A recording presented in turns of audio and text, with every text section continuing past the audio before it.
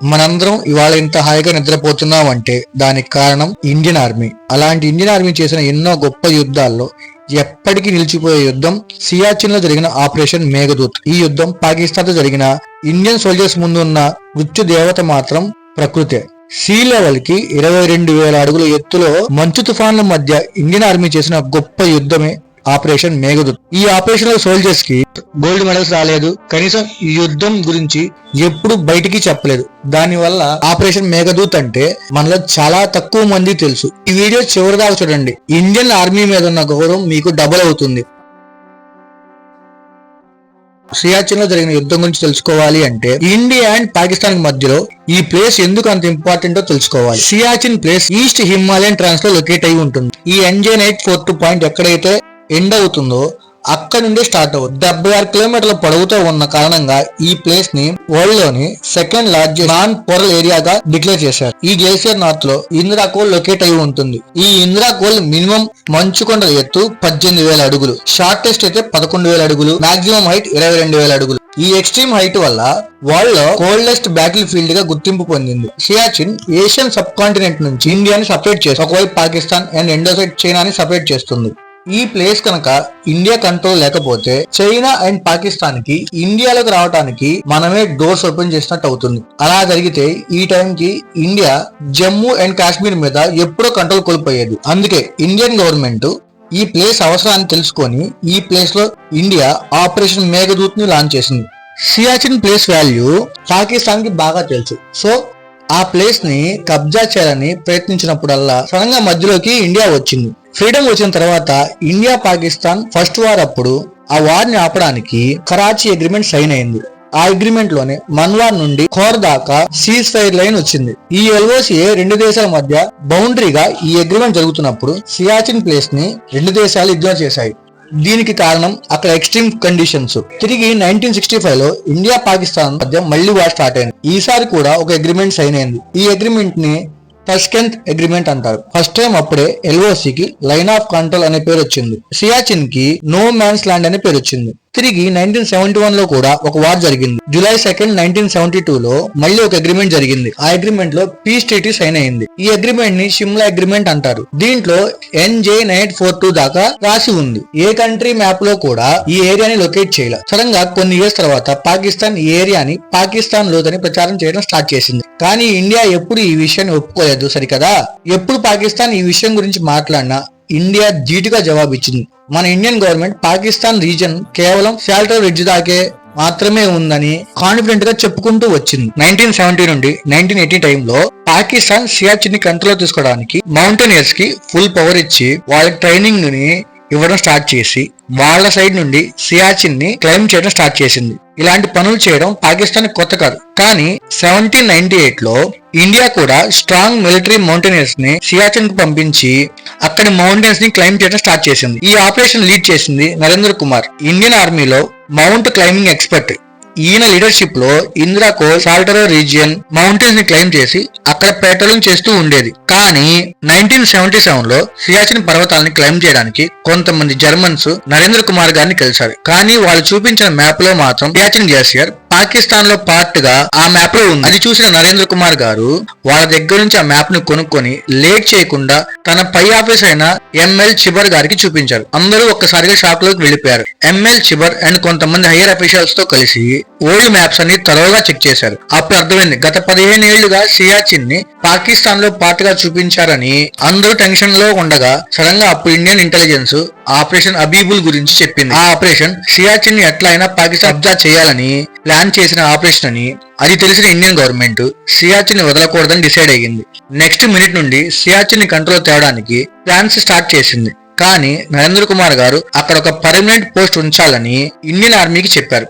అది అందరికి నచ్చింది. సో ఈ ఐడియా అండ్ ఈ ఎంటైర్ సిచ్యువేషన్ వల్ల ఆయనని సేవియర్ ఆఫ్ సియాచిన్ అని పిలుస్తారు. సియాచిన్ ని కంట్రోల్ లోకి తేవడం అంత ఈజీ పని కాదు అని ఇండియాకి అర్థమైంది. టాప్ మౌంటైనియర్స్ తో ఉన్న ఆర్మర్డ్ ఫోర్సెస్ ని ఉపయోగించాలని డిసైడ్ అయింది. దానికోసం కొత్త షూస్, అక్కడి వెదర్ కండిషన్ తగ్గట్టుగా ఆర్మీ డ్రెస్సెస్ ని రెడీ చేయించాలని డిసైడ్ అయింది. లండన్ లోని ఒక కంపెనీకి ఆర్డర్ ఇచ్చింది. సేమ్ పాకిస్తాన్ ఏ కంపెనీకి అయితే ఆర్డర్ ఇచ్చిందో అదే కంపెనీకి ఆర్డర్ ఇచ్చింది మన ఇండియా.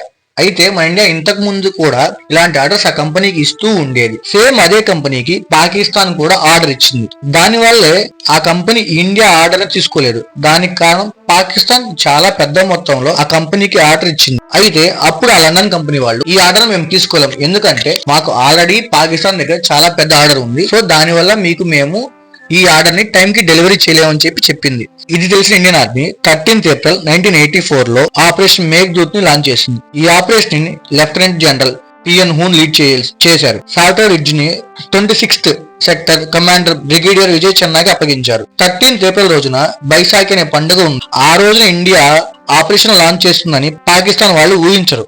ఈ ఆపరేషన్ లీడర్షిప్ ని lieutenant general Manohar Lal Chibber, lieutenant general PN Hoon and major general Shiv శర్మకి బాధ్యతలు అప్పగించారు. ఈ ఆపరేషన్ లో main task Sia La, Bilafond La and గ్యోంగ్లాని పాకిస్తాన్ ఆక్రమించకుండా ఆపడం. ఇలా చేయడం వల్ల ఇందిరా కోల్ని ఈజీగా మన కంట్రోల్లోకి తేవచ్చు. ఈ ఆపరేషన్ స్టార్ట్ చేసే ముందు అందరు ఆఫీసర్స్ కి వాళ్ళ టాస్క్ ని వాళ్ళకి ఇచ్చారు.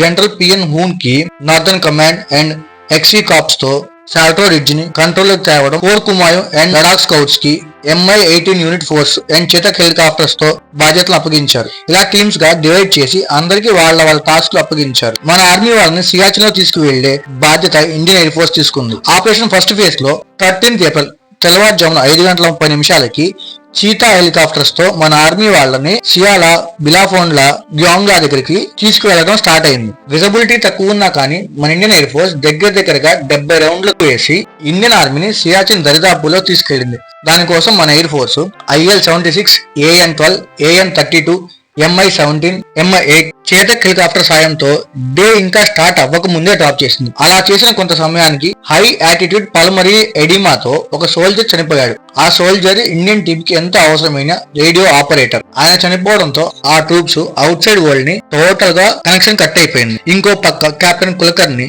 ట్రూప్ లో ఉన్న మంచు తుఫాను వల్ల ఒక సోల్జర్ చనిపోయాడు. తుఫాన్ 3 రోజుల పాటు కంటిన్యూస్ గా పడుతుంది. నిద్రపోతూ ఆక్సిజన్ అందక -70 degrees లో చలికి వాటర్ తాగాలన్నా అవ్వక చిన్న దెబ్బ తగిలినా ఆ దెబ్బ మానక ఆ గాయాలతో ఇండియన్ ఆర్మీ వాళ్ళ టార్గెట్స్ వైపు వెళుతూ ఉన్నాయి. మరో సైడ్ పాకిస్తాన్ కూడా వాళ్ళ ఆర్మీతో ఇందిరా కోల్ని ఎలాగైనా కబ్జా చేయాలని వస్తున్నాయి. మన ఆర్మీ వాళ్ళు 16th ఏప్రిల్ రోజున కొంచెం ఫుడ్, మెడిసిన్, ఎమర్జెన్సీ సప్లైస్ వచ్చాయి. 15 ఏప్రిల్ వచ్చేసరికి మన ఆర్మీ వాళ్ళకి ఇచ్చిన టాస్క్లు అంటే పొజిషన్ లో క్యాంప్స్ వేసి మన ఇండియన్ ఫ్లాగ్స్ ని ఎగరేశారు. 17th ఏప్రిల్ కి Chetak helicopters and MI-8 helicopters తో దగ్గర 300 ట్రూప్స్ ని సియాచిన్ దగ్గర వదిలాయి. ఈ 17th ఏప్రిల్ కి 300 ట్రూప్స్ సియాచిన్ గ్లేసియర్ ని కంట్రోల్ లోకి తెచ్చాయి. 17th ఏప్రిల్ కి పాకిస్తాన్ కూడా సియాచిన్ ని కంట్రోల్ తేవడానికి వస్తుంది. కానీ వాళ్ళకి తెలియని విషయం ఏంటంటే ఆల్రెడీ ఇండియన్ ఆర్మీ అక్కడ ఉంది అని. సో పాకిస్తాన్ ఆర్మీ వచ్చే రూట్స్ లోకి ఇండియన్ ఆర్మీ సైలెంట్ గా వాచ్ చేస్తూ ఉంది. కానీ ఇక్కడ ఒక పెద్ద షాక్ తగిలింది ఇండియన్ ఆర్మీకి. మన ఇండియన్ ఆర్మీ అక్కడ ఉంది అని పాకిస్తాన్ ఆర్మీకి తెలిసిపోయింది. అది ఎలాగంటే రేడియో ఆపరేటర్ చనిపోయినప్పుడు ఆ ట్రూపు రేడియో సిగ్నల్ ద్వారా ఇన్ఫర్మేషన్ ఇవ్వడానికి ట్రై చేసింది. మన ఆర్మీ వాళ్ళకి తెలుసు అలా చేస్తే పాకిస్తాన్ ఆర్మీకి కూడా సిగ్నల్స్ వెళ్ళిపోతాయని. కానీ మిగిలిన సోల్జర్స్ ని దృష్టిలో పెట్టుకొని అలా చేయాల్సి వచ్చింది. అలా పాకిస్తాన్ ఆర్మీకి మనం ఎక్కడ ఉన్నామని ఆల్రెడీ తెలుసు. సో పాకిస్తాన్ కూడా వాళ్ళ ఆర్మీని సాల్టర్ రిడ్జ్ వైపు పంపింది. 25th జూన్ రోజున అటాక్ చేయాలని ఆర్డర్ వేసింది. ఆ రోజున ఆ ఆర్డర్ ని ఫాలో అవుతూ వెళ్ళింది. కానీ మన ఆర్మీ అక్కడ ఆల్రెడీ చాలా ఇండియన్ క్యాంప్స్ ని ఉండటం వల్ల వాళ్ళు వస్తుంది గమనిస్తుంది. ఆ క్రమంలో మన ఆర్మీ సోల్జర్ అయిన నాయక్ చంచల్ డ్యూటీ చేస్తూ ఉండగా ఎర్లీ మార్నింగ్ 4:45 మన సోల్జర్ చంచల్ సింగ్ పాకిస్తాన్ ఆర్మీ హడావుడిగా రావడం గమనించి సంజయ్ కులకర్ణికి ఇన్ఫార్మ్ చేస్తారు అటాక్ జరగబోతుంది అని. మన ఆర్మీ అలర్ట్ అయ్యి పొజిషన్ లోకి వచ్చేసరికి చంచల్ సింగ్ కి బుల్లెట్ తగిలి ఆన్ ది స్పాట్ చనిపోతారు. అది చూసిన మన ఆర్మీ పాకిస్తాన్ ని పరుగులు పెట్టించడం స్టార్ట్ చేసింది. ఆ రోజున ఆ సోల్జర్ ప్రాణం మాత్రం పోయింది. కానీ పాకిస్తాన్ ఆర్మీలో ఒక్కడిని కూడా విడిచిపెట్టకుండా 26 సోల్జర్స్ ని చంపింది మన ఇండియన్ ఆర్మీ. ఇందులో గర్వపడాల్సింది ఏంటి అంటే ఆ 26 మందిలో మొదట చంపింది ఎవరైతే లాల్ నాయక్ చంచల్ సింగ్ మీద బుల్లెట్ ని ఫైర్ చేశాడో వాడిని మాత్రం మన ఇండియన్ ఆర్మీ ఫస్ట్ చంపడమే కాక వాడికి చావు అంటే ఎలా ఉంటుందో రుచి చూపించారు. కాసేపు సియాచిన్ లాంటి మంచు ప్రదేశం కూడా ఎర్రటి నెత్తురు నెలగా మారింది. ఇక్కడ ఓడిపోయినా కూడా ఆగలేదు. పాకిస్తాన్ మళ్లీ జూన్ లో ఇంకోసారి అటాక్ చేసింది. అప్పుడు కూడా పాకిస్తాన్ ని ఇండియన్ ఆర్మీ ఓడించింది. ఆగస్ట్ 1984 లో 2 సార్లు అటాక్ చేసింది. ఇక్కడ కూడా పాకిస్తాన్ కి ఓటమి ఎదురైంది. సియాచిన్ లో అన్ని చోట్ల ఇండియన్ ఆర్మీ ఫ్లాగ్ ఎగరేసింది.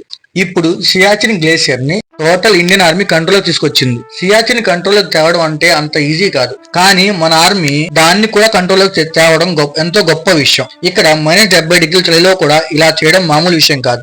నీలా నాలా సాధారణ మనుషులు ఆ చలికి నిలబడటం మామూలు విషయం కాదు. ఇలా ఇండియాలో జరిగిన ఈ యొక్క ఆపరేషన్ మేఘదూత్ గురించి చాలా మంది తెలియకపోవడం చాలా బాధగా ఉంది. ఇలాంటి ఆపరేషన్ గురించి చెప్పడానికి మెయిన్ రీజన్ లైక్లు, కామెంట్లు, సబ్స్క్రైబర్లని పెంచుకోవడం కోసం కాదు. ఇలాంటి ఒక ఆపరేషన్ జరిగిందని మనలో చాలా మంది తెలియకపోవటం, నా ద్వారా కొంతమంది తెలియాలని చెప్పని మాత్రమే చేసిన వీడియో ఇది. అందరం కలిసి ఒక్కసారి గట్టిగా థ్యాంక్ యూ ఫర్ వాచింగ్.